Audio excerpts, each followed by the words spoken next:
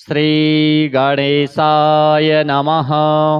अथ श्री परशुराम स्तोत्र। कराभ्यां परशुं चापं दधानं रेणुकात्मजं जामदग्न्यं भजे रामं भार्गवं क्षत्रियान्तकं नमामि भार्गवं रामं रेणुकाचित्तनन्दनं मोचितां वार्तिमुत्पात नाशनं क्षत्रनाशनं भयार्तस्वजनत्राण तत्परं धर्म तत्परं गतगर्वप्रियं शूरं जमदग्निसुतं मतं वशीकृतमहादेवं दृप्तभूपकुलान्तकं तेजस्विनं कार्तवीर्य नाशनं भवनाशनं परशुं दक्षिणे हस्ते वामे च दधतं धनुः रम्यं भृगुकुलोत्तंसं घनश्यामं मनोहरं शुद्धं बुद्धं महाप्रज्ञा मण्डितं रणपण्डितं रामं श्रीदत्तकरुणा भाजनं विप्ररञ्जनं मार्गणाशोषिताभ्यंसं पावनं चिरजीवनं य एतानि जपेद्राम नामानि सकृती भवेत्। श्री परशुराम देवाय नमः। अथ श्री रामरक्षा स्तोत्र। विनियोगः। अस्य श्री रामरक्षा स्तोत्रमन्त्रस्य बुधकौशिक ऋषिः श्री सीता रामचन्द्रो देवता अनुष्टुप् छन्दः सीताशक्तिः श्रीमान् हनुमान् कीलकं श्रीरामचन्द्र प्रीत्यर्थे रामरक्षा स्तोत्रजपे विनियोगः। ध्यानम्। ध्यायेदाजानुबाहुं धृतशरधनुषं बद्धपद्मासनस्थं पीतं वासोवसानं नवकमलदल स्पर्धिनेत्रं प्रसन्नं वामाङ्कारूढसीतामुखकमल मिलल्लोचनं नीरदाभं नानालङ्कारदीप्तं दधतमुरुजटा मण्डलं रामचन्द्रं चरितं रघुनाथस्य शतकोटिप्रविस्तरम् एकैकमक्षरं पुंसां महापातकनाशनं ध्यात्वा नीलोत्पलश्यामं रामं राजीवलोचनं जानकीलक्ष्मणोपेतं जटामुकुटमण्डितं सासितूणधनुर्बाण पाणिं नक्तं चरान्तकं स्वलीलया जगत्त्रातु माविरभूतमजं विभुं रामरक्षां पठेत् प्राज्ञः पापघ्निं सर्वकामदां शिरो मे राघवः पातु भालं दशरथात्मजः कौसल्येयो दृशौ पातु विश्वामित्रप्रियः श्रुति घ्राणं पातु मखत्राता मुखं सौमित्रिवत्सलः जिह्वां विद्यानिधिः पातु कण्ठं भरतवन्दितः स्कन्धौ दिव्यायुधः पातु भुजौ भगनेशकार्मुकः करौ सीतापतिः पातु हृदयं जामदग्न्यजित् मध्यं पातु खरध्वंसी नाभिं जाम्बवदाश्रयः सुग्रीवेशः कटी पातु शक्थिनी हनुमत्प्रभुः ऊरू रघुत्तमः पातु रक्षः कुलविनाशकृत् जानुनी सेतुकृत् पातु जङ्घे दशमुखान्तकः पादौ विभीषणश्रीदः पातु रामोऽखिलं वपुः एतां रामबलोपेतां रक्षां यः सुकृती पठेत् स चिरायुः सुखी पुत्री विजयी विनयी भवेत् पातालभूतलव्योमा चारिणश्छद्मचारिणः न द्रष्टुमपि शक्तास्ते रक्षितं रामनामभिः रामेति रामभद्रेति रामचन्द्रेति वा स्मरन् नरौ न लिप्यते पापैर्भुक्तिं मुक्तिं च विन्दति जगज्जैत्रैकमन्त्रेण रामनाम्नाभिरक्षितं यः कण्ठे धारयेत्तस्य करस्थाः सर्वसिद्धयः वज्रपञ्जरनामेदं यो रामकवचं स्मरेत् अव्याहताज्ञः सर्वत्र लभते जयमङ्गलम् आदिष्टवान् यथा स्वप्ने राम रक्षामि मां हरः तथा लिखितवान् प्रातः प्रबुद्धौ बुधकौशिकः आरामः कल्पवृक्षाणां विरामः सकलापदाम् अभिरामस्त्रिलोकानां रामः श्रीमान् स नः प्रभुः तरुणौ रूपसम्पन्नौ सुकुमारौ महाबलौ पुण्डरीकविशालाक्षौ चिरकृष्णाजिनाम्बरौ फलमूलाशिनौ दान्तौ तापसौ ब्रह्मचारिणौ पुत्रौ दशरथस्यैतौ भ्रातरौ रामलक्ष्मणौ शरण्यौ सर्वसत्त्वानां श्रेष्ठौ सर्वधनुष्मतां रक्षः कुलनिहन्तारौ त्रायेतां नो रघुत्तमौ आत्तसज्जधनुषा विशुस्पृशा वक्षया सुगनिसङ्गसङ्गिनौ रक्षणाय मम रामलक्ष्मणा वग्रतः पथि सदैव गच्छताम् सम्नद्धः कवची खड्गी चापबाणधरो युवा गच्छन् मनोरथान्नश्च रामः पातु स लक्ष्मणः रामो दाशरथिः शूरो लक्ष्मणानुचरो बली काकुत्स्थः पुरुषः पूर्णः कौसल्येयो रघुत्तमः वेदान्तवेद्यो यज्ञेशः पुराणपुरुषोत्तमः जानकीवल्लभः श्रीमान् प्रमेयपराक्रमः इत्येतानि जपन्नित्यं मद्भक्तः श्रद्धयान्वितः अश्वमेधाधिकं पुण्यं सम्प्राप्नोति न संशयः रामं दूर्वादलश्यामं पद्माक्षं पीतवाससं स्तुवन्ति नामभिर्दिव्यैर्न ते संसारिणो नराः रामं लक्ष्मणपूर्वजं रघुवरं सीतापतिं सुन्दरं काकुत्स्थं करुणार्णवं गुणनिधिं विप्रप्रियं धार्मिकं राजेन्द्रं सत्यसन्धं दशरथतनयं श्यामलं शान्तमूर्तिं वन्दे लोकाभिरामं रघुकुलतिलकं राघवं रावणारिं रामाय रामभद्राय रामचन्द्राय वेधसे रघुनाथाय नाथाय सीतायाः पतये नमः।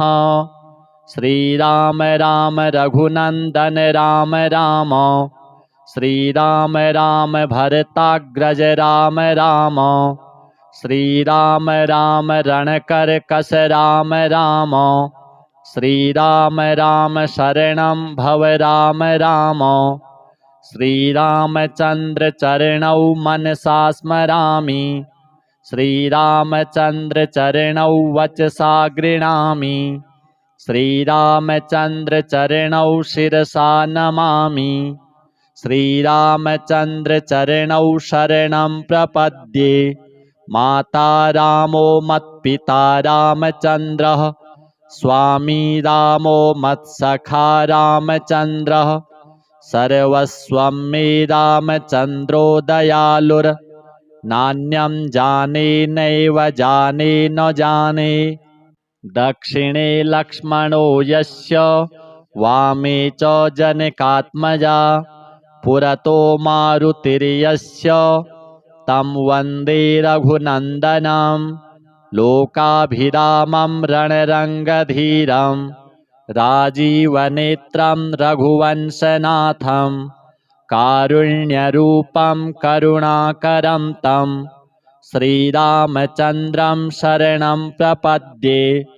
मनोजवं मारुततुल्यवेगं जितेन्द्रियं बुद्धिमतां वरिष्ठं।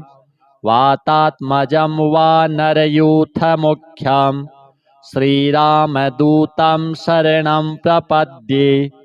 कूजन्तं राम रामेति मधुरं मधुराक्षरम्। आरुह्य कविताशाखां वन्दे वाल्मीकिकोकिलम्। आपदामपहर्तारं दातारं सर्वसम्पदां। लोकाभिरामं श्रीरामं भूयो भूयो नमाम्यहम्।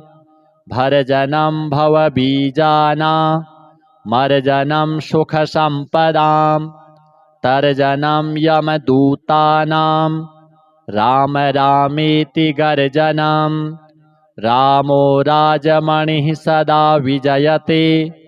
रामं रमेशं भजे। रामेणाभिहता निशाचरचमू। रामाय तस्मै नमः।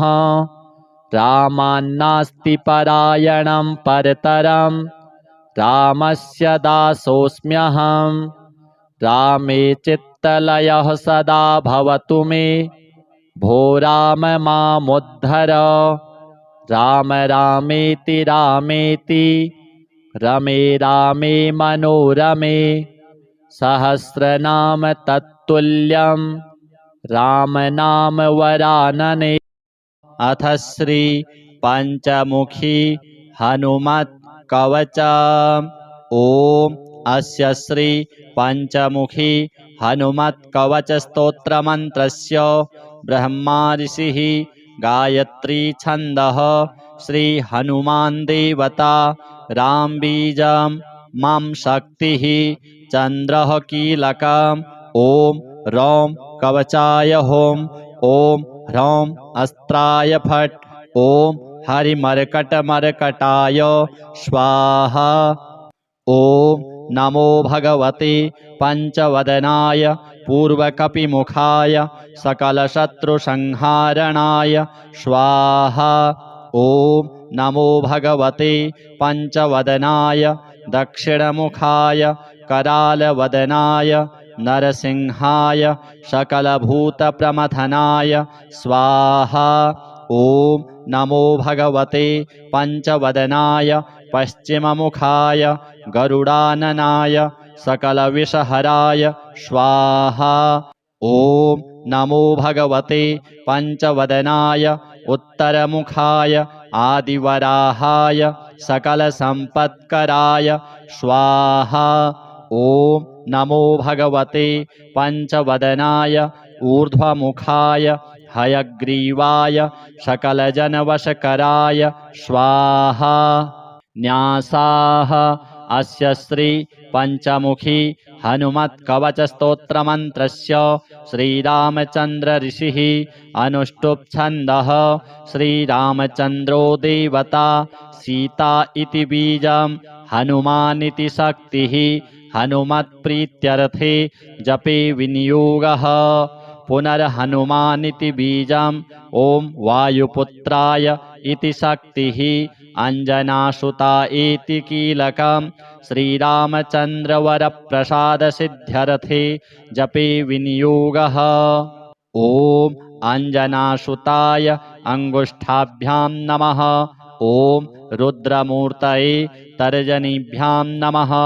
ॐ वायुपुत्राय मध्यमाभ्यां नमः। ॐ अग्निगर्भाय अनामिकाभ्यां नमः। ॐ रामदूताय कनिष्ठिकाभ्यां नमः। ॐ सीताशोकनिवारणाय करतलकरपृष्ठाभ्यां नमः। ॐ अंजनासुताय हृदयाय नमः। ॐ रुद्रमूर्तये शिरसे स्वाहा। ॐ वायुपुत्राय शिखायै वषट्। ॐ अग्निगर्भाय कवचाय हुम्। ॐ रामदूताय नेत्रत्रयाय वषट्। ॐ पंचमुखी हनुमते अस्त्राय फट्। ॐ पंचमुखी हनुमते स्वाहा इति दिग्बन्धः। ध्यानम्। वन्दे वानरनारसिंह खगराट् क्रोडास्ववक्त्रान्वितं दिव्यालङ्करणं त्रिपञ्चनयनं देदीप्यमानं रुचा हस्ताब्जैरशिखेटपुस्तकसुधा कुम्भाङ्कुशाद्रिं हलं खट्वाङ्गं फणिभूरुहं दशभुजं सर्वारिवीरापहम् श्रीरामदूताय आञ्जनेयाय वायुपुत्राय महाबलाय सीताशोकनिवारणाय महाबलप्रचण्डाय लङ्कापुरीदहनाय फाल्गुनसखाय कोलाहल सकलब्रह्माण्ड विश्वरूपाय सप्तसमुद्रान्तराललङ्घिताय पिङ्गलनयनायामितविक्रमाय सूर्यबिम्बफलसेवाधिष्ठितपराक्रमाय सञ्जीवन्या अङ्गदलक्ष्मणमहाकपिसैन्यप्राणदात्रे दशग्रीवविध्वंसनाय रामेष्टाय सीतासहित रामचन्द्रवरप्रसादाय षट्प्रयोगागम पंचमुखी हनुमन् मन्त्रजपे विनियोगः। ॐ हरिमर्कटमर्कटाय स्वाहा। ॐ हरिमर्कटमर्कटाय वं वं वं वं वं वौषट् स्वाहा। ॐ हरिमर्कटमर्कटाय फं फं फं फं फं फट् स्वाहा।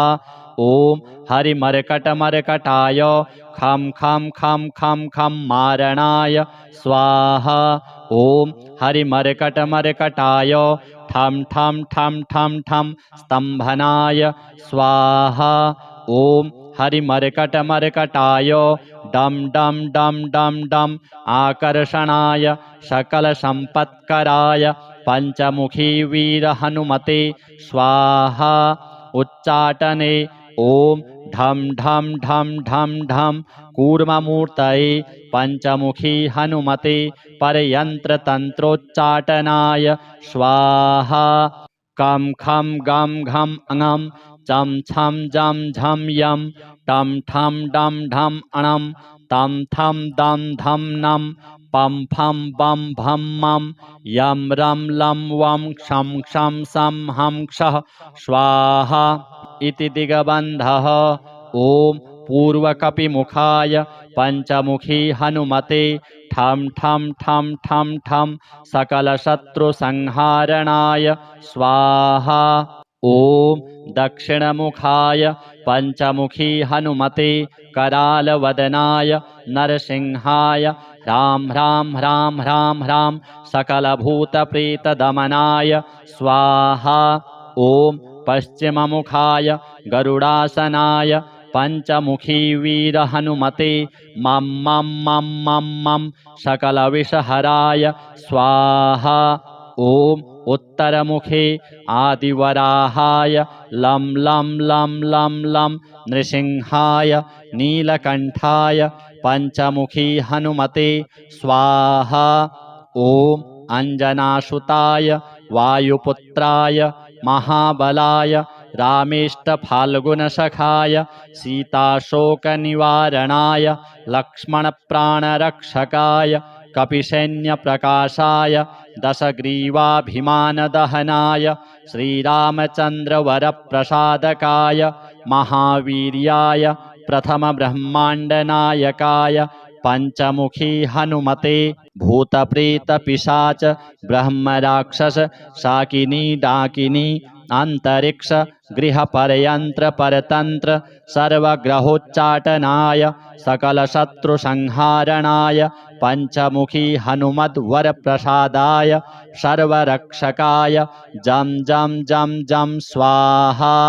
पठित्वेदं तु कवचं महान्तं कवचं पठेत् एकवारं पठेन्नित्यं सर्वशत्रुनिवारणं द्विवारं तु पठेन्नित्यं पुत्रपौत्रप्रवर्धनं त्रिवारं पठते नित्यं सर्वसम्पत्करं परं चतुर्वारं पठेन्नित्यं सर्वमर्त्यवशङ्करं पंचवारं पठेन्नित्यं सर्वरोगनिवारणं षड्वारं तु पठेन्नित्यं सर्वदेववशीकरं सप्तवारं पठेन्नित्यं सर्वकामार्थसिद्धिदम् अष्टवारं पठेन्नित्यं सर्वसौभाग्यदायकं नववारं पठेन्नित्यं सर्वैश्वर्यप्रदायकं दशवारं पठेन्नित्यं त्रैलोक्यज्ञानदर्शनम् एकादशं पठेन्नित्यं सर्वसिद्धिं लभेन्नरः कवचं स्मृतिमात्रेण महालक्ष्मीफलप्रदं तस्माच्च प्रयता भाव्यं कार्यं हनुमतः प्रियं। श्री पंचमुखी हनुमत् देवार्पणमस्तु। अथ श्री परशुराम स्तोत्र। कराभ्यां परशुं चापं दधानं रेणुकात्मजं जामदग्न्यं भजे रामं भार्गवं क्षत्रियान्तकं नमामि भार्गवं रामं रेणुकाचित्तनन्दनं मोचितां वार्तिमुत्पात नाशनं क्षत्रनाशनं भयार्तस्वजनत्राण तत्परं धर्म तत्परं गतगर्वप्रियं शूरं जमदग्निसुतं मतं वशीकृतमहादेवं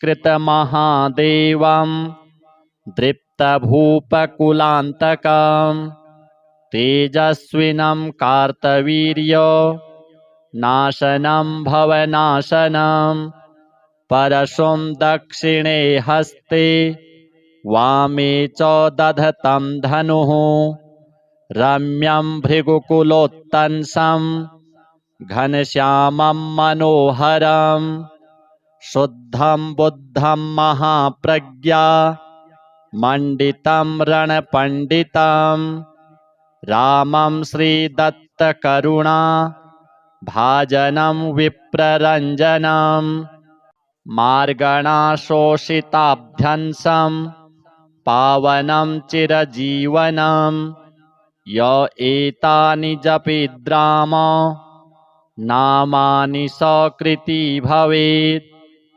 श्री परशुराम देवाय नमः।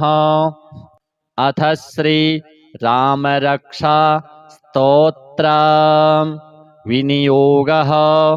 अस्य श्री राम रक्षा स्तोत्रमन्त्रस्य बुधकौशिक ऋषिः श्री सीता रामचन्द्रो देवता अनुष्टुप् छन्दः सीताशक्तिः श्रीमान् हनुमान् कीलकं श्रीरामचन्द्र प्रीत्यर्थे रामरक्षा स्तोत्रजपे विनियोगः। ध्यानं ध्यायेदाजानुबाहुं धृतशरधनुषं बद्धपद्मासनस्थं पीतं वासोवसानं नवकमलदल स्पर्धिनेत्रं प्रसन्नं वामाङ्कारूढसीतामुखकमल मिलल्लोचनं नीरदाभं नानालङ्कारदीप्तं दधतमुरुजटा मण्डलं रामचन्द्रम् चरितं रघुनाथस्य शतकोटिप्रविस्तरम् एकैकमक्षरं पुंसां महापातकनाशनं ध्यात्वा नीलोत्पलश्यामं रामं राजीवलोचनं जानकीलक्ष्मणोपेतं जटामुकुटमण्डितं सासितूणधनुर्बाणो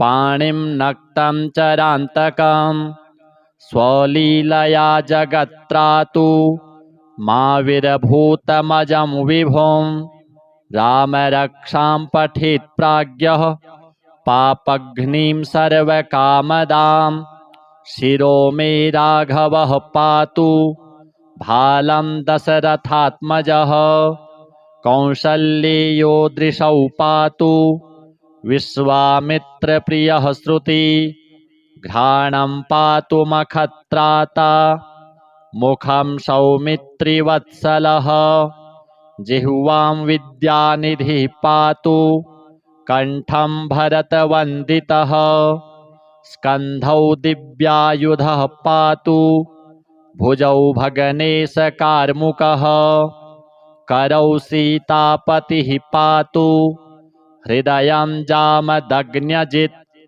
मध्यं पातु खरध्वंसी नाभिं जाम्बवदाश्रयः सुग्रीवेशः कटी पातु शक्थिनी हनुमत्प्रभुः ऊरू रघुत्तमः पातु रक्षः कुलविनाशकृत् जानुनी सेतुकृत् पातु जङ्घे दशमुखान्तकः पादौ विभीषणश्रीदः पातु रामोऽखिलं वपुः एतां रामबलोपेतां रक्षां यः सुकृती पठेत् सचिरायुः सुखी पुत्री विजयी विनयी भवेत् पातालभूतलव्योमा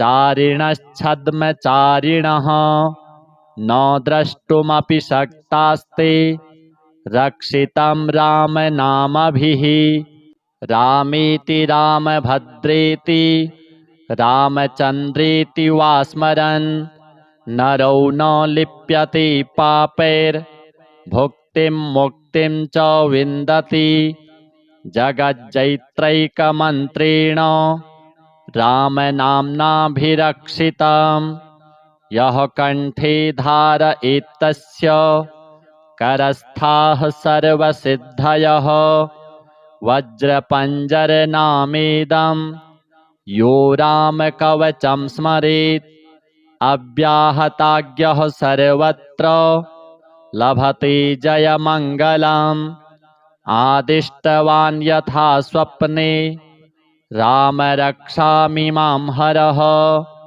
तथा लिखितवान् प्रातः प्रबुद्धौ बुधकौशिकः आरामः कल्पवृक्षाणां विरामः सकलापदाम् अभिरामस्त्रिलोकानां रामः श्रीमान् स नः प्रभुः तरुणौ रूपसम्पन्नौ सुकुमारौ महाबलौ पुण्डरीकविशालाक्षौ चिरकृष्णाजिनाम्बरौ फलमूलाशिनौ दान्तौ तापसौ ब्रह्मचारिणौ पुत्रौ दशरथस्यैतौ भ्रातरौ रामलक्ष्मणौ शरण्यौ सर्वसत्त्वानां श्रेष्ठौ सर्वधनुष्मतां रक्षः कुलनिहन्तारौ त्रायेतां नो रघुत्तमौ आत्तसज्जधनुषा विशुस्पृशा वक्षया सुगनिसङ्गसङ्गिनौ रक्षणाय मम रामलक्ष्मणा वग्रतः पथि सदैव गच्छताम् सम्नद्धः कवची खड्गी चापबाणधरो युवा गच्छन् मनोरथान्नश्च रामः पातु स लक्ष्मणः रामो दाशरथिः शूरो लक्ष्मणानुचरो बली काकुत्स्थः पुरुषः पूर्णः कौसल्येयो रघुत्तमः वेदान्तवेद्यो यज्ञेशः पुराणपुरुषोत्तमः जानकीवल्लभः श्रीमान् प्रमेयपराक्रमः इत्येतानि जपन्नित्यं मद्भक्तः श्रद्धयान्वितः अश्वमेधाधिकं पुण्यं सम्प्राप्नोति न संशयः रामं दूर्वादलश्यामं पद्माक्षं पीतवाससं स्तुवन्ति नामभिर्दिव्यैर्न ते संसारिणो नराः रामं लक्ष्मणपूर्वजं रघुवरं सीतापतिं सुन्दरं काकुत्स्थं करुणार्णवं गुणनिधिं विप्रप्रियं धार्मिकं राजेन्द्रं सत्यसन्धं दशरथतनयं श्यामलं शान्तमूर्तिं वन्दे लोकाभिरामं रघुकुलतिलकं राघवं रावणारिं रामाय रामभद्राय रामचन्द्राय वेधसे रघुनाथाय नाथाय सीतायाः पतये नमः। श्रीराम राम रघुनन्दन राम राम श्रीराम राम भरताग्रज राम राम श्रीराम राम रणकर्कश राम राम श्रीराम राम शरणं भव राम राम श्रीरामचन्द्र चरणौ मनसा स्मरामि श्रीरामचन्द्र चरणौ वचसा गृह्णामि श्रीरामचन्द्र चरणौ शिरसा नमामि श्रीरामचन्द्र चरणौ शरणं प्रपद्ये माता रामो मत्पिता रामचन्द्रः स्वामी रामो मत्सखा रामचन्द्रः सर्वस्वं मे रामचन्द्रो दयालुर् नान्यं जाने नैव जाने न जाने दक्षिणे लक्ष्मणो यस्य वामे च जनकात्मजा पुरतो मारुतिर्यस्य तं वन्दे रघुनन्दनं लोकाभिरामं रणरङ्गधीरं राजीवनेत्रं रघुवंशनाथं कारुण्यरूपं करुणाकरं तं श्रीरामचन्द्रं शरणं प्रपद्ये मनोजवं मारुततुल्यवेगं जितेन्द्रियं बुद्धिमतां वरिष्ठं वातात्मजं वानरयूथमुख्यं श्रीरामदूतं शरणं प्रपद्ये कूजन्तं राम रामेति मधुरं मधुराक्षरम् आरुह्य कविताशाखां वन्दे वाल्मीकिकोकिलम् आपदामपहर्तारं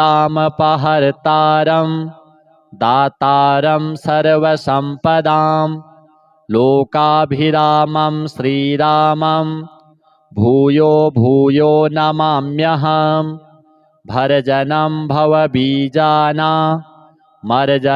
सुखसम्पदां तर्जनं यमदूतानां राम रामेति गर्जनं रामो राजमणिः सदा विजयते रामं रमेशं भजे रामेणाभिहता निशाचरचमू रामाय तस्मै नमः रामान्नास्ति परायणं परतरं रामस्य दासोऽस्म्यहं रामे चित्तलयः सदा भवतु मे भो राम मामुद्धर राम रामेति रामेति रमे रामे मनोरमे सहस्रनाम तत्तुल्यं रामनाम वरानने। अथ श्री पंचमुखी हनुमत् कवच। ओम अस्य श्री पंचमुखी हनुमत् कवच स्तोत्र मंत्रस्य ब्रह्मा ऋषिः गायत्री छन्दः श्री हनुमान देवता राम बीजं मम शक्तिः चंद्रः कीलकम् ओम रौम कवचाय होम ओम ह्रौम अस्त्राय फट् ओम हरिमर्कटमर्कटाय स्वाहा। ओम नमो भगवते पंचवदनाय पूर्वकपिमुखाय सकलशत्रुसंहारणाय स्वाहा। ओम नमो भगवते पंचवदनाय दक्षिणमुखाय करालवदनाय नरसिंहाय सकलभूतप्रमथनाय स्वाहा। ओम नमो भगवते पंचवदनाय पश्चिममुखाय गरुडाननाय सकलविषहराय स्वाहा।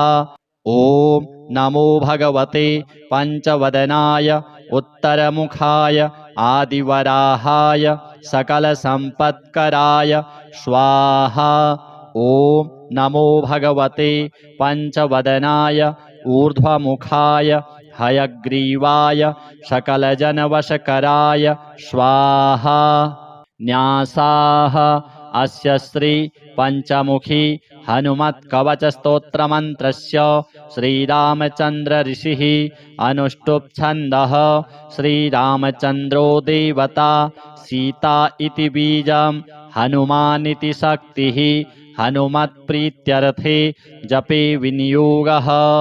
पुनर्हनुमानिति बीजं ओम वायुपुत्राय इति शक्तिः अंजनासुता इति कीलकं श्रीरामचंद्रवरप्रसादसिद्ध्यर्थे जपे विनियोगः। ओम अंजनासुताय अंगुष्ठाभ्यां नमः। ओम रुद्रमूर्तये तर्जनीभ्यां नमः। ओम वायुपुत्राय मध्यमाभ्यां नमः। ओम अग्निगर्भाय अनामिकाभ्यां नमः। ओम रामदूताय कनिष्ठिकाभ्यां नमः। ओम सीताशोकनिवारणाय करतलकरपृष्ठाभ्यां नमः। ओम अंजनासुताय हृदयाय नमः। ओम रुद्रमूर्तये शिरसे स्वाहा। ओम वायुपुत्राय शिखायै वषट्। ओम अग्निगर्भाय कवचाय होम। ओम रामदूताय नेत्रत्रयाय वषट्। ओम पंचमुखी हनुमते अस्त्राय फट्। ओम पंचमुखी हनुमते स्वाहा इति दिग्बन्धः। ध्यानम् वन्दे वानरनारसिंह खगराट् क्रोडास्ववक्त्रान्वितं दिव्यालङ्करणं त्रिपञ्चनयनं देदीप्यमानं रुचा हस्ताब्जैरशिखेटपुस्तकसुधा कुम्भाङ्कुशाद्रिं हलं खट्वाङ्गं फणिभूरुहं दशभुजं सर्वारिवीरापहं श्रीरामदूताय आञ्जनेयाय वायुपुत्राय महाबलाय सीताशोकनिवारणाय महाबलप्रचण्डाय लङ्कापुरीदहनाय फाल्गुनसखाय कोलाहल सकलब्रह्माण्ड विश्वरूपाय सप्तसमुद्रान्तराललङ्घिताय पिङ्गलनयनायामितविक्रमाय सूर्यबिम्बफलसेवाधिष्ठितपराक्रमाय सञ्जीवन्या अङ्गदलक्ष्मणमहाकपिसैन्यप्राणदात्रे दशग्रीवविध्वंसनाय रामेष्टाय सीतासहित रामचन्द्रवरप्रसादाय षट्प्रयोगागम पंचमुखी हनुमन् मंत्रजपे विनियोगः। ओम हरिमर्कटमर्कटाय स्वाहा। ओम हरिमर्कटमर्कटाय वम वम वम वम वम वौषट् स्वाहा। ओम हरिमर्कटमर्कटाय फम फम फम फम फम फट् स्वाहा। ओम हरिमर्कटमर्कटाय खं खं खं खं खं मारणाय स्वाहा। ॐ हरिमर्कटमर्कटाय ठं ठं ठं ठं ठं स्तम्भनाय स्वाहा। ॐ हरिमर्कटमर्कटाय डं डं डं डं डं आकर्षणाय सकलसम्पत्कराय पञ्चमुखी वीरहनुमते स्वाहा। उच्चाटने ॐ ढं ढं ढं ढं ढं कूर्ममूर्तये पञ्चमुखी हनुमते परयन्त्रतन्त्रोच्चाटनाय स्वाहा। कं खं गं घं ङं चं छं जं झं यं टं ठं डं ढं णं तं थं दं धं नं पं फं बं भं मं यं रं लं वं क्षं क्षं सं हं क्षः स्वाहा इति दिगबन्धः। ॐ पूर्वकपिमुखाय पञ्चमुखी हनुमते ठं ठं ठं ठं ठं सकलशत्रुसंहारणाय स्वाहा। ॐ दक्षिणमुखाय पञ्चमुखी हनुमते करालवदनाय नरसिंहाय ह्रां ह्रां ह्रां ह्रां ह्रां सकलभूतप्रेतदमनाय स्वाहा। ॐ पश्चिममुखाय गरुडासनाय पञ्चमुखी वीरहनुमते मं मं मं मं मं सकलविषहराय स्वाहा। ॐ उत्तरमुखे आदिवराहाय लं लं लं लं लं नृसिंहाय नीलकण्ठाय पञ्चमुखी हनुमते स्वाहा। ॐ अञ्जनासुताय वायुपुत्राय महाबलाय रामेष्टफाल्गुनसखाय सीताशोकनिवारणाय लक्ष्मणप्राणरक्षकाय कपिसैन्यप्रकाशाय दशग्रीवाभिमानदहनाय श्रीरामचन्द्रवरप्रसादकाय महावीर्याय प्रथमब्रह्माण्डनायकाय पञ्चमुखी हनुमते भूतप्रेतपिशाच ब्रह्मराक्षस शाकिनी डाकिनी अंतरिक्ष गृहपर्यन्त्रपरतन्त्र सर्वग्रहोच्चाटनाय सकलशत्रुसंहारणाय पञ्चमुखी हनुमद्वरप्रसादाय सर्वरक्षकाय जं जं जं जं स्वाहा।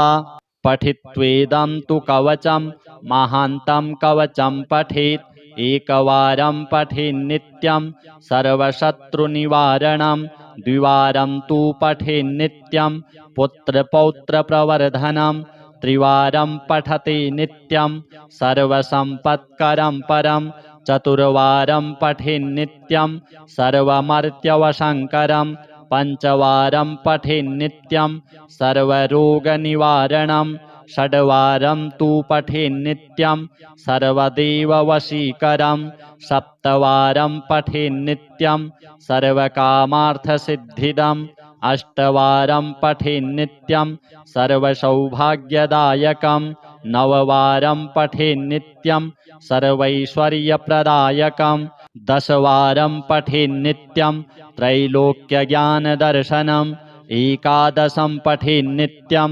सर्वसिद्धिं लभेन्नरः कवचं स्मृतिमात्रेण महालक्ष्मीफलप्रदं तस्माच्च प्रयता भाव्यं कार्यं हनुमतः प्रियं श्रीपञ्चमुखी हनुमद्देवार्पणमस्तु। अथ श्री परशुराम स्तोत्रम्।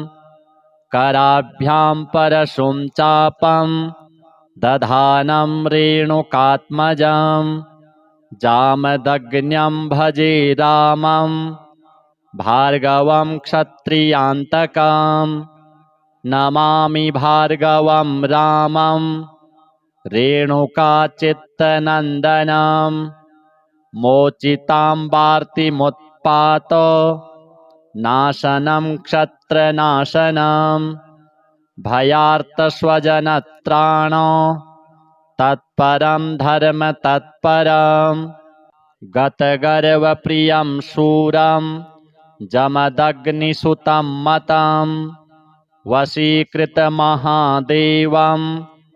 दृप्तभूपकुलान्तकं तेजस्विनं कार्तवीर्यो नाशनं भवनाशनं परशुं दक्षिणे हस्ते वामे च दधतं धनुः रम्यं भृगुकुलोत्तंसं घनश्यामं मनोहरं शुद्धं बुद्धं महाप्रज्ञा मण्डितं रणपण्डितं रामं श्रीदत्तकरुणा भाजनं विप्ररञ्जनं मार्गणाशोषिताभ्यंसं पावनं चिरजीवनं य एतानि जपेद्राम नामानि सकृती भवेत्।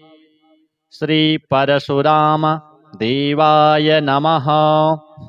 अथ श्री राम रक्षा स्तोत्र विनियोगः।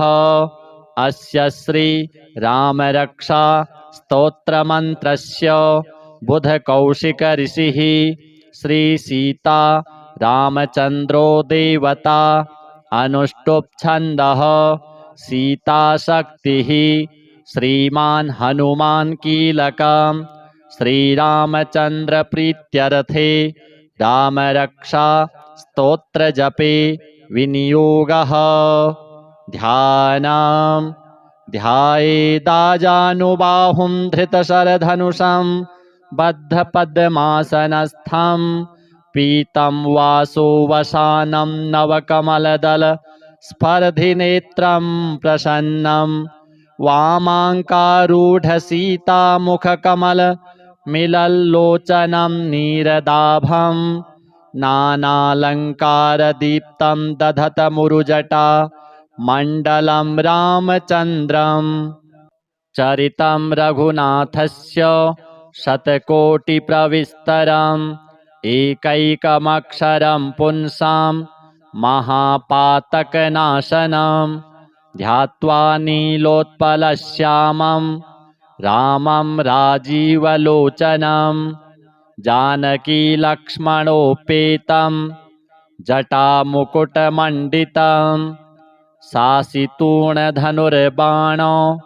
पाणिं नक्तं चरान्तकं स्वलीलया जगत्त्रातु माविरभूतमजं विभुं रामरक्षां पठेत् प्राज्ञः पापघ्निं सर्वकामदां शिरो मे राघवः पातु भालं दशरथात्मजः कौसल्येयो दृशौ पातु विश्वामित्रप्रियः श्रुति घ्राणं पातु मखत्राता मुखं सौमित्रिवत्सलः जिह्वां विद्यानिधिः पातु कण्ठं भरतवन्दितः स्कन्धौ दिव्यायुधः पातु भुजौ भगनेशकार्मुकः करौ सीतापतिः पातु हृदयं जामदग्न्यजित् मध्यं पातु खरध्वंसी नाभिं जाम्बवदाश्रयः सुग्रीवेशः कटी पातु शक्थिनी हनुमत्प्रभुः ऊरू रघुत्तमः पातु रक्षः कुलविनाशकृत् जानुनी सेतुकृत् पातु जङ्घे दशमुखान्तकः पादौ विभीषणश्रीदः पातु रामोऽखिलं वपुः एतां रामबलोपेतां रक्षां यः सुकृती पठेत् सचिरायुः सुखी पुत्री विजयी विनयी भवेत् पातालभूतलव्योमा चारिणश्छद्मचारिणः न द्रष्टुमपि शक्तास्ते रक्षितं रामनामभिः रामेति रामभद्रेति रामचन्द्रेति वा स्मरन् नरौ न लिप्यते पापैर्भुक्तिं मुक्तिं च विन्दति जगज्जैत्रैकमन्त्रेण रामनाम्नाभिरक्षितं यः कंठे धारयेत्तस्य करस्थाः सर्वसिद्धयः वज्रपञ्जरनामेदं यो रामकवचं स्मरेत् अव्याहताज्ञः सर्वत्र लभते जयमङ्गलम् आदिष्टवान् यथा स्वप्ने राम रक्षामि मां हरः तथा लिखितवान् प्रातः प्रबुद्धौ बुधकौशिकः आरामः कल्पवृक्षाणां विरामः सकलापदाम् अभिरामस्त्रिलोकानां रामः श्रीमान् स नः प्रभुः तरुणौ रूपसम्पन्नौ सुकुमारौ महाबलौ पुण्डरीकविशालाक्षौ चिरकृष्णाजिनाम्बरौ फलमूलाशिनौ दान्तौ तापसौ ब्रह्मचारिणौ पुत्रौ दशरथस्यैतौ भ्रातरौ रामलक्ष्मणौ शरण्यौ सर्वसत्त्वानां श्रेष्ठौ सर्वधनुष्मतां रक्षः कुलनिहन्तारौ त्रायेतां नो रघुत्तमौ आत्तसज्जधनुषा विशुस्पृशा वक्षया सुगनिसङ्गसङ्गिनौ रक्षणाय मम रामलक्ष्मणा वग्रतः पथि सदैव गच्छताम् सम्नद्धः कवची खड्गी चापबाणधरो युवा गच्छन् मनोरथान्नश्च रामः पातु स लक्ष्मणः रामो दाशरथिः शूरो लक्ष्मणानुचरो बली काकुत्स्थः पुरुषः पूर्णः कौसल्येयो रघुत्तमः वेदान्तवेद्यो यज्ञेशः पुराणपुरुषोत्तमः जानकीवल्लभः श्रीमान् प्रमेयपराक्रमः इत्येतानि जपन्नित्यं मद्भक्तः श्रद्धयान्वितः अश्वमेधाधिकं पुण्यं सम्प्राप्नोति न संशयः रामं दूर्वादलश्यामं पद्माक्षं पीतवाससं स्तुवन्ति नामभिर्दिव्यैर्न ते संसारिणो नराः रामं लक्ष्मणपूर्वजं रघुवरं सीतापतिं सुन्दरं काकुत्स्थं करुणार्णवं गुणनिधिं विप्रप्रियं धार्मिकं राजेन्द्रं सत्यसन्धं दशरथतनयं श्यामलं शान्तमूर्तिं वन्दे लोकाभिरामं रघुकुलतिलकं राघवं रावणारिं रामाय रामभद्राय रामचन्द्राय वेधसे रघुनाथाय नाथाय सीतायाः पतये नमः श्रीराम राम रघुनन्दन राम राम श्रीराम राम भरताग्रज राम राम श्रीराम राम रणकर्कश राम राम श्रीराम राम शरणं भव राम राम श्रीरामचन्द्र चरणौ मनसा स्मरामि श्रीरामचन्द्र चरणौ वचसा गृह्णामि श्रीरामचन्द्र चरणौ शिरसा नमामि श्रीरामचन्द्र चरणौ शरणं प्रपद्ये माता रामो मत्पिता रामचन्द्रः स्वामी रामो मत्सखा रामचन्द्रः सर्वस्वं मे रामचन्द्रो दयालुर् नान्यं जाने नैव जाने न जाने दक्षिणे लक्ष्मणो यस्य वामे च जनकात्मजा पुरतो मारुतिर्यस्य तं वन्दे रघुनन्दनं लोकाभिरामं रणरङ्गधीरं राजीवनेत्रं रघुवंशनाथं कारुण्यरूपं करुणाकरं तं श्रीरामचन्द्रं शरणं प्रपद्ये मनोजवं मारुततुल्यवेगं जितेन्द्रियं बुद्धिमतां वरिष्ठं वातात्मजं वानरयूथमुख्यं श्रीरामदूतं शरणं प्रपद्ये कूजन्तं राम रामेति मधुरं मधुराक्षरम् आरुह्य कविताशाखां वन्दे वाल्मीकिकोकिलम् आपदामपहर्तारं दातारं सर्वसम्पदां लोकाभिरामं श्रीरामं भूयो भूयो नमाम्यहम् भर्जनं भवबीजानामर्जनं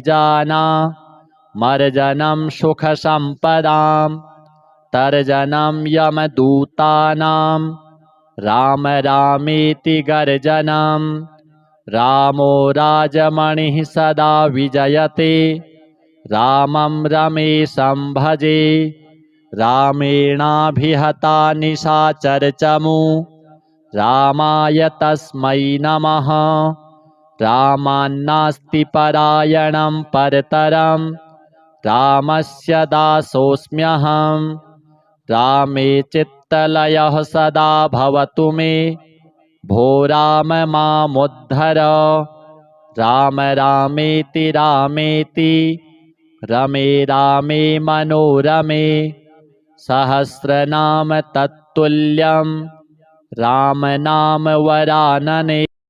अथ श्री पंचमुखी हनुमत् कवच। ओम अस्य श्री पंचमुखी हनुमत् कवच स्तोत्र मंत्रस्य ब्रह्मा ऋषिः गायत्री छन्दः श्री हनुमान् देवता राम बीजं मम शक्तिः चन्द्रः कीलकम् ओम रौं कवचाय होम ओम ह्रौं अस्त्राय फट् ओम हरिमर्कटमर्कटाय स्वाहा। ओम नमो भगवते पंचवदनाय पूर्वकपिमुखाय सकलशत्रुसंहारणाय स्वाहा। ओम नमो भगवते पंचवदनाय दक्षिणमुखाय करालवदनाय नरसिंहाय सकलभूतप्रमथनाय स्वाहा। ओम नमो भगवते पंचवदनाय पश्चिममुखाय गरुडाननाय सकलविषहराय स्वाहा। ओम नमो भगवते पंचवदनाय उत्तरमुखाय आदिवराहाय सकलसम्पत्कराय स्वाहा। ओम नमो भगवते पंचवदनाय ऊर्ध्वमुखाय हयग्रीवाय सकलजनवशकराय स्वाहा। न्यासाः अस्य श्री पंचमुखी हनुमत् कवच स्तोत्र मंत्रस्य श्रीरामचंद्र ऋषिः अनुष्टुप् छन्दः श्रीरामचंद्रो देवता सीता इति बीजं हनुमान् इति शक्तिः हनुमत्प्रीत्यर्थे जपे विनियोगः।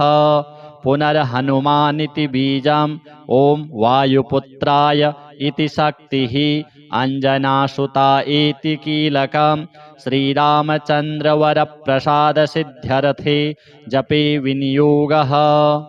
ओम अंजनासुताय अंगुष्ठाभ्यां नमः।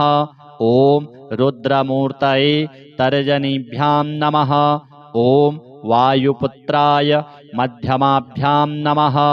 ओम अग्निगर्भाय अनामिकाभ्यां नमः। ओम रामदूताय कनिष्ठिकाभ्यां नमः। ओम सीताशोकनिवारणाय करतलकरपृष्ठाभ्यां नमः। ओम अंजनासुताय हृदयाय नमः। ओम रुद्रमूर्तये शिरसे स्वाहा। ओम वायुपुत्राय शिखायै वषट्। ओम अग्निगर्भाय कवचाय होम। ओम रामदूताय नेत्रत्रयाय वषट्। ओम पंचमुखी हनुमते अस्त्राय फट्। ओम पंचमुखी हनुमते स्वाहा इति दिग्बन्धः। ध्यानम्। वन्दे वानरनारसिंहखगराट् क्रोडास्ववक्त्रान्वितं दिव्यालङ्करणं त्रिपञ्चनयनं देदीप्यमानं रुचा हस्ताब्जैरशिखेटपुस्तकसुधा कुम्भाङ्कुशाद्रिं हलं खट्वाङ्गं फणिभूरुहं दशभुजं सर्वारिवीरापहम्। श्रीरामदूताय आञ्जनेयाय वायुपुत्राय महाबलाय सीताशोकनिवारणाय महाबलप्रचण्डाय लङ्कापुरीदहनाय फाल्गुनसखाय कोलाहल सकलब्रह्माण्ड विश्वरूपाय सप्तसमुद्रान्तराललङ्घिताय पिङ्गलनयनायामितविक्रमाय सूर्यबिम्बफलसेवाधिष्ठितपराक्रमाय सञ्जीवन्या अङ्गदलक्ष्मणमहाकपिसैन्यप्राणदात्रे दशग्रीवविध्वंसनाय रामेष्टाय सीतासहित रामचन्द्रवरप्रसादाय षट्प्रयोगागम पञ्चमुखी हनुमन् मन्त्रजपे विनियोगः। ॐ हरिमर्कटमर्कटाय स्वाहा। ॐ हरिमर्कटमर्कटाय वं वं वं वं वं वौषट् स्वाहा। ॐ हरिमर्कटमर्कटाय फं फं फं फं फं फट् स्वाहा। ॐ हरिमर्कटमर्कटाय खं खं खं खं खं मारणाय स्वाहा। ॐ हरिमर्कटमर्कटाय ठं ठं ठं ठं ठं स्तम्भनाय स्वाहा। ॐ हरिमर्कटमर्कटाय डं डं डं डं डं आकर्षणाय सकलसम्पत्कराय पञ्चमुखी वीरहनुमते स्वाहा। उच्चाटने ॐ ढं ढं ढं ढं ढं कूर्ममूर्तये पञ्चमुखी हनुमते परयन्त्रतन्त्रोच्चाटनाय स्वाहा। कं खं गं घं ङं चं छं जं झं यं टं ठं डं ढं णं तं थं दं धं नं पं फं बं भं मं यं रं लं वं क्षं क्षं सं हं क्षः स्वाहा इति दिग्बन्धः। ॐ पूर्वकपिमुखाय पञ्चमुखी हनुमते ठं ठं ठं ठं ठं सकलशत्रुसंहारणाय स्वाहा। ॐ दक्षिणमुखाय पञ्चमुखी हनुमते करालवदनाय नरसिंहाय ह्रां ह्रां ह्रां ह्रां ह्रां सकलभूतप्रेतदमनाय स्वाहा। ॐ पश्चिममुखाय गरुडासनाय पञ्चमुखी वीरहनुमते मं मं मं मं मं सकलविषहराय स्वाहा। ॐ उत्तरमुखे आदिवराहाय लं लं लं लं लं नृसिंहाय नीलकण्ठाय पञ्चमुखी हनुमते स्वाहा। ॐ अञ्जनासुताय वायुपुत्राय महाबलाय रामेष्टफाल्गुनसखाय सीताशोकनिवारणाय लक्ष्मणप्राणरक्षकाय कपिसैन्यप्रकाशाय दशग्रीवाभिमानदहनाय श्रीरामचन्द्रवरप्रसादकाय महावीर्याय प्रथमब्रह्माण्डनायकाय पञ्चमुखी हनुमते भूतप्रेतपिशाच ब्रह्मराक्षस शाकिनी डाकिनी अंतरिक्ष गृहपर्यन्त्रपरतन्त्र सर्वग्रहोच्चाटनाय सकलशत्रुसंहारणाय पञ्चमुखी हनुमद्वरप्रसादाय सर्वरक्षकाय जं जं जं जं स्वाहा।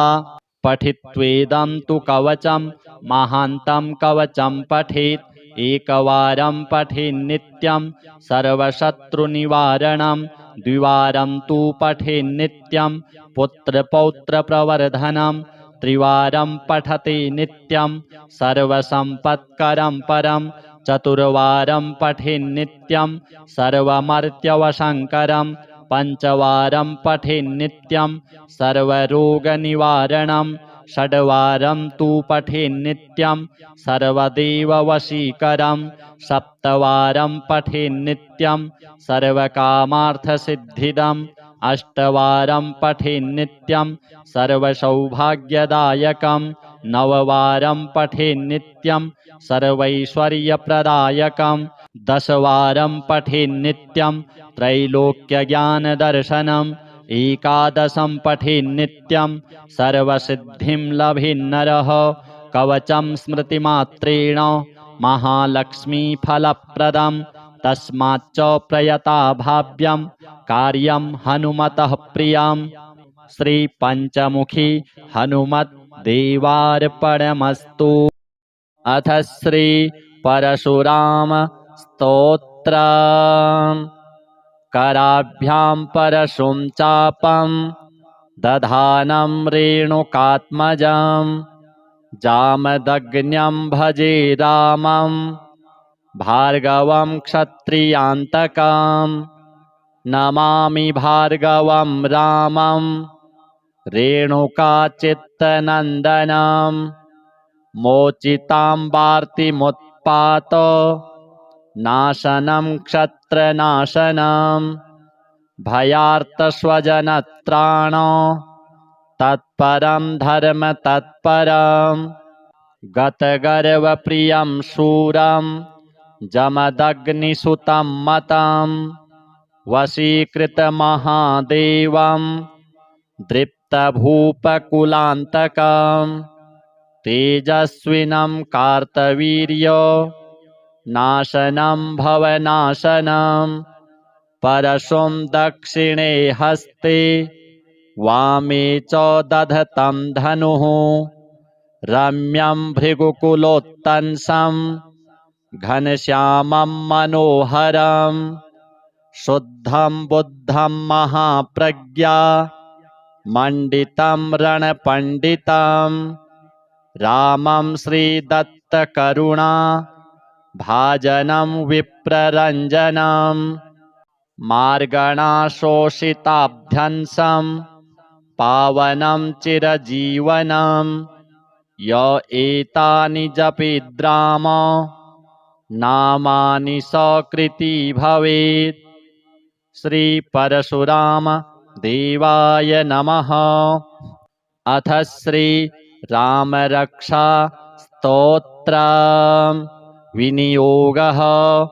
अस्य श्री रामरक्षा स्तोत्रमन्त्रस्य बुधकौशिक ऋषिः श्री सीता रामचन्द्रो देवता अनुष्टुप् छन्दः सीताशक्तिः श्रीमान् हनुमान् कीलकं श्रीरामचन्द्रप्रीत्यर्थे रामरक्षा स्तोत्रजपे विनियोगः।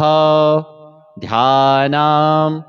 ध्यायेदाजानुबाहुं धृतशरधनुषं बद्धपद्मासनस्थं पीतं वासोवसानं नवकमलदलस्पर्धिनेत्रं प्रसन्नं वामाङ्कारूढसीतामुखकमलमिलल्लोचनं नीरदाभं नानालङ्कारदीप्तं दधतमुरुजटा मण्डलं रामचन्द्रं। चरितं रघुनाथस्य शतकोटिप्रविस्तरम् एकैकमक्षरं पुंसां महापातकनाशनं ध्यात्वा नीलोत्पलश्यामं रामं राजीवलोचनं जानकीलक्ष्मणोपेतं जटामुकुटमण्डितं सासितूणधनुर्बाणो पाणिं नक्तं चरान्तकं स्वलीलया जगत्त्रातु माविरभूतमजं विभुं रामरक्षां पठेत् प्राज्ञः पापघ्निं सर्वकामदां शिरो मे राघवः पातु भालं दशरथात्मजः कौसल्येयो दृशौ पातु विश्वामित्रप्रियः श्रुति घ्राणं पातु मखत्राता मुखं सौमित्रिवत्सलः जिह्वां विद्यानिधिः पातु कण्ठं भरतवन्दितः स्कन्धौ दिव्यायुधः पातु भुजौ भगनेशकार्मुकः करौ सीतापतिः पातु हृदयं जामदग्न्यजित् मध्यं पातु खरध्वंसी नाभिं जाम्बवदाश्रयः सुग्रीवेशः कटी पातु शक्थिनी हनुमत्प्रभुः ऊरू रघुत्तमः पातु रक्षः कुलविनाशकृत् जानुनी सेतुकृत् पातु जङ्घे दशमुखान्तकः पादौ विभीषणश्रीदः पातु रामोऽखिलं वपुः एतां रामबलोपेतां रक्षां यः सुकृती पठेत् सचिरायुः सुखी पुत्री विजयी विनयी भवेत् पातालभूतलव्योमा चारिणश्छद्मचारिणः न द्रष्टुमपि शक्तास्ते रक्षितं रामनामभिः रामेति रामभद्रेति रामचन्द्रेति वा स्मरन् नरौ न लिप्यते पापैर्भुक्तिं मुक्तिं च विन्दति जगज्जैत्रैकमन्त्रेण रामनाम्नाभिरक्षितं यः कण्ठे धारयेत्तस्य करस्थाः सर्वसिद्धयः वज्रपञ्जरनामेदं यो रामकवचं स्मरेत् अव्याहताज्ञः सर्वत्र लभते जयमङ्गलम् आदिष्टवान् यथा स्वप्ने राम रक्षामि मां हरः तथा लिखितवान् प्रातः प्रबुद्धौ बुधकौशिकः आरामः कल्पवृक्षाणां विरामः सकलापदाम् अभिरामस्त्रिलोकानां रामः श्रीमान् स नः प्रभुः तरुणौ रूपसम्पन्नौ सुकुमारौ महाबलौ पुण्डरीकविशालाक्षौ चिरकृष्णाजिनाम्बरौ फलमूलाशिनौ दान्तौ तापसौ ब्रह्मचारिणौ पुत्रौ दशरथस्यैतौ भ्रातरौ रामलक्ष्मणौ शरण्यौ सर्वसत्त्वानां श्रेष्ठौ सर्वधनुष्मतां रक्षः कुलनिहन्तारौ त्रायेतां नो रघुत्तमौ आत्तसज्जधनुषा विशुस्पृशा वक्षया सुगनिसङ्गसङ्गिनौ रक्षणाय मम रामलक्ष्मणा वग्रतः पथि सदैव गच्छतां सम्नद्धः कवची खड्गी चापबाणधरो युवा गच्छन् मनोरथान्नश्च रामः पातु स लक्ष्मणः रामो दाशरथिः शूरो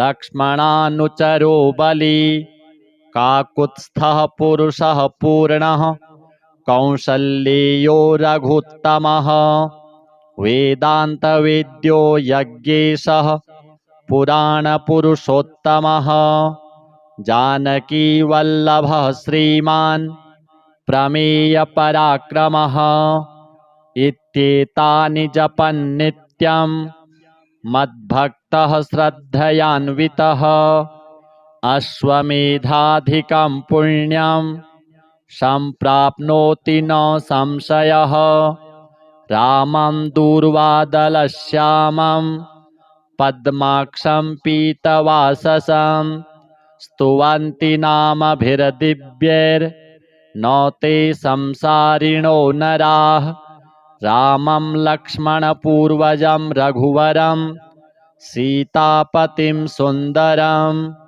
काकुत्स्थं करुणार्णवं गुणनिधिं विप्रप्रियं धार्मिकं राजेन्द्रं सत्यसन्धं दशरथतनयं श्यामलं शान्तमूर्तिं वन्दे लोकाभिरामं रघुकुलतिलकं राघवं रावणारिं रामाय रामभद्राय रामचन्द्राय वेधसे रघुनाथाय नाथाय सीतायाः पतये नमः। श्रीराम राम रघुनन्दन राम राम श्रीराम राम भरताग्रज राम राम श्रीराम राम रणकर्कश राम राम श्रीराम राम शरणं भव राम राम श्रीरामचन्द्र चरणौ मनसा स्मरामि श्रीरामचन्द्र चरणौ वचसा गृह्णामि श्रीरामचन्द्र चरणौ शिरसा नमामि श्रीरामचन्द्र चरणौ शरणं प्रपद्ये माता रामो मत्पिता रामचन्द्रः स्वामी रामो मत्सखा रामचन्द्रः सर्वस्वं मे रामचन्द्रो दयालुर् नान्यं जाने नैव जाने न जाने दक्षिणे लक्ष्मणो यस्य वामे च जनकात्मजा पुरतो मारुतिर्यस्य तं वन्दे रघुनन्दनं लोकाभिरामं रणरङ्गधीरं राजीवनेत्रं रघुवंशनाथं कारुण्यरूपं करुणाकरं तं श्रीरामचन्द्रं शरणं प्रपद्ये मनोजवं मारुततुल्यवेगं जितेन्द्रियं बुद्धिमतां वरिष्ठं वातात्मजं वानरयूथमुख्यं श्रीरामदूतं शरणं प्रपद्ये कूजन्तं राम रामेति मधुरं मधुराक्षरम् आरुह्य कविताशाखां वन्दे वाल्मीकिकोकिलम् आपदामपहर्तारं दातारं सर्वसम्पदां लोकाभिरामं श्रीरामं भूयो भूयो नमाम्यहं भर्जनं भवबीजानां मर्जनं सुखसम्पदां तर्जनं यमदूतानां राम रामेति गर्जनं रामो राजमणिः सदा विजयते रामं रमेशं भजे रामेणाभिहता निशाचरचमू रामाय तस्मै नमः रामान्नास्ति परायणं परतरं रामस्य दासोऽस्म्यहं रामे चित्तलयः सदा भवतु मे भो राम मामुद्धर राम रामेति रामेति रमे रामे मनोरमे सहस्रनाम तत्तुल्यं राम नाम वरानने। अथ श्री पंचमुखी हनुमत् कवच। ओम अस्य श्री पंचमुखी हनुमत् कवच स्तोत्र मंत्रस्य ब्रह्मा ऋषिः गायत्री छन्दः श्री हनुमान् देवता राम बीजं मम शक्तिः चन्द्रः कीलकम् ओम रौं कवचाय होम ओम ह्रौं अस्त्राय फट् ओम हरिमर्कटमर्कटाय स्वाहा। ओम नमो भगवते पंचवदनाय पूर्वकपिमुखाय सकलशत्रुसंहारणाय स्वाहा। ओम नमो भगवते पंचवदनाय दक्षिणमुखाय करालवदनाय नरसिंहाय सकलभूतप्रमथनाय स्वाहा। ॐ नमो भगवते पञ्चवदनाय पश्चिममुखाय गरुडाननाय सकलविषहराय स्वाहा। ॐ नमो भगवते पञ्चवदनाय उत्तरमुखाय आदिवराहाय सकलसम्पत्कराय स्वाहा। ॐ नमो भगवते पञ्चवदनाय ऊर्ध्वमुखाय हयग्रीवाय सकलजनवशकराय स्वाहा। न्यासाः अस्य श्री पञ्चमुखी हनुमत्कवचस्तोत्रमन्त्रस्य श्रीरामचन्द्र ऋषिः अनुष्टुप् छन्दः। श्रीरामचन्द्रो देवता सीता इति बीजं हनुमानिति शक्तिः हनुमत्प्रीत्यर्थे जपे विनियोगः। पुनर्हनुमानिति बीजं ॐ वायुपुत्राय इति शक्तिः अंजनासुता इति कीलकं श्रीरामचन्द्रवरप्रसादसिद्ध्यर्थे जपे विनियोगः। ॐ अंजनासुताय अंगुष्ठाभ्यां नमः। ॐ रुद्रमूर्तये तर्जनीभ्यां नमः। ॐ वायुपुत्राय मध्यमाभ्यां नमः। ॐ अग्निगर्भाय अनामिकाभ्यां नमः। ॐ रामदूताय कनिष्ठिकाभ्यां नमः। ॐ सीताशोकनिवारणाय करतलकरपृष्ठाभ्यां नमः। ॐ अंजनासुताय हृदयाय नमः। ॐ रुद्रमूर्तये शिरसे स्वाहा। ॐ वायुपुत्राय शिखायै वषट्। ॐ अग्निगर्भाय कवचाय होम। ॐ रामदूताय नेत्रत्रयाय वषट्। ॐ पंचमुखी हनुमते अस्त्राय फट्। ॐ पंचमुखी हनुमते स्वाहा इति दिग्बन्धः।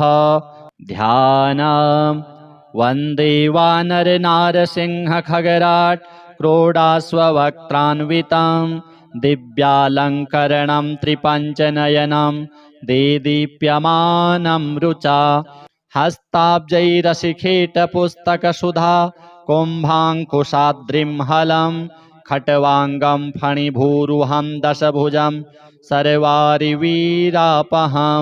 श्रीरामदूताय आञ्जनेयाय वायुपुत्राय महाबलाय सीताशोकनिवारणाय महाबलप्रचण्डाय लङ्कापुरीदहनाय फाल्गुनसखाय कोलाहल सकलब्रह्माण्ड विश्वरूपाय सप्तसमुद्रान्तराललङ्घिताय पिङ्गलनयनायामितविक्रमाय सूर्यबिम्बफलसेवाधिष्ठितपराक्रमाय सञ्जीवन्या अङ्गदलक्ष्मणमहाकपिसैन्यप्राणदात्रे दशग्रीवविध्वंसनाय रामेष्टाय सीतासहित रामचन्द्रवरप्रसादाय षट्प्रयोगागम पंचमुखी हनुमन् मन्त्रजपे विनियोगः। ॐ हरिमर्कटमर्कटाय स्वाहा। ॐ हरिमर्कटमर्कटाय वं वं वं वं वं वौषट् स्वाहा। ॐ हरिमर्कटमर्कटाय फं फं फं फं फं फट् स्वाहा। ॐ हरिमर्कटमर्कटाय खं खं खं खं खं मारणाय स्वाहा। ॐ हरिमर्कटमर्कटाय ठं ठं ठं ठं ठं स्तम्भनाय स्वाहा। ॐ हरिमर्कटमर्कटाय डं डं डं डं डं आकर्षणाय सकलसम्पत्कराय पंचमुखी वीरहनुमते स्वाहा। उच्चाटने ॐ ढं ढं ढं ढं ढं कूर्ममूर्तये पंचमुखी हनुमते परयन्त्रतन्त्रोच्चाटनाय स्वाहा। कं खं गं घं अङं चं छं जं झं यं टं ठं डं ढं अणं तं थं दं धं नं पं फं बं भं मं यं रं लं वं क्षं क्षं सं हं क्षः स्वाहा इति दिगबन्धः।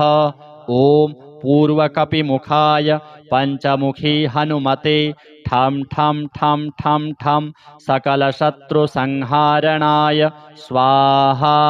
ॐ दक्षिणमुखाय पञ्चमुखी हनुमते करालवदनाय नरसिंहाय ह्रां ह्रां ह्रां ह्रां ह्रां सकलभूतप्रेतदमनाय स्वाहा। ॐ पश्चिममुखाय गरुडासनाय पञ्चमुखी वीरहनुमते मं मं मं मं मं सकलविषहराय स्वाहा। ॐ उत्तरमुखे आदिवराहाय लं लं लं लं लं नृसिंहाय नीलकण्ठाय पञ्चमुखी हनुमते स्वाहा। ॐ अञ्जनासुताय वायुपुत्राय महाबलाय रामेष्टफाल्गुनसखाय सीताशोकनिवारणाय लक्ष्मणप्राणरक्षकाय कपिसैन्यप्रकाशाय दशग्रीवाभिमानदहनाय श्रीरामचन्द्रवरप्रसादकाय महावीर्याय प्रथमब्रह्माण्डनायकाय पञ्चमुखी हनुमते भूतप्रेतपिशाच ब्रह्मराक्षस शाकिनी डाकिनी अंतरिक्ष गृहपर्यंत्र सर्वग्रहोच्चाटनाय सकलशत्रुसंहारणाय पञ्चमुखी हनुमद्वरप्रसादाय सर्वरक्षकाय जं जं जं जं स्वाहा। पठित्वेदं तु कवचं महान्तं कवचं पठेत् एकवारं पठेन्नित्यं सर्वशत्रुनिवारणं द्विवारं तु पठेन्नित्यं पुत्रपौत्रप्रवर्धनं त्रिवारं पठते नित्यं सर्वसम्पत्करं परं चतुर्वारं पठेन्नित्यं सर्वमर्त्यवशङ्करं पञ्चवारं पठेन्नित्यं सर्वरोगनिवारणं षड्वारं तु पठेन्नित्यं सर्वदेववशीकरं सप्तवारं पठेन्नित्यं सर्वकामार्थसिद्धिदम् अष्टवारं पठेन्नित्यं सर्वसौभाग्यदायकं नववारं पठेन्नित्यं सर्वैश्वर्यप्रदायकं दशवारं पठेन्नित्यं त्रैलोक्यज्ञानदर्शनम् एकादशं पठेन्नित्यं सर्वसिद्धिं लभेन्नरः कवचं स्मृतिमात्रेण महालक्ष्मीफलप्रदं तस्माच्च प्रयता भाव्यं कार्यं हनुमतः प्रियं श्रीपञ्चमुखी हनुमद्देवार्पणमस्तु।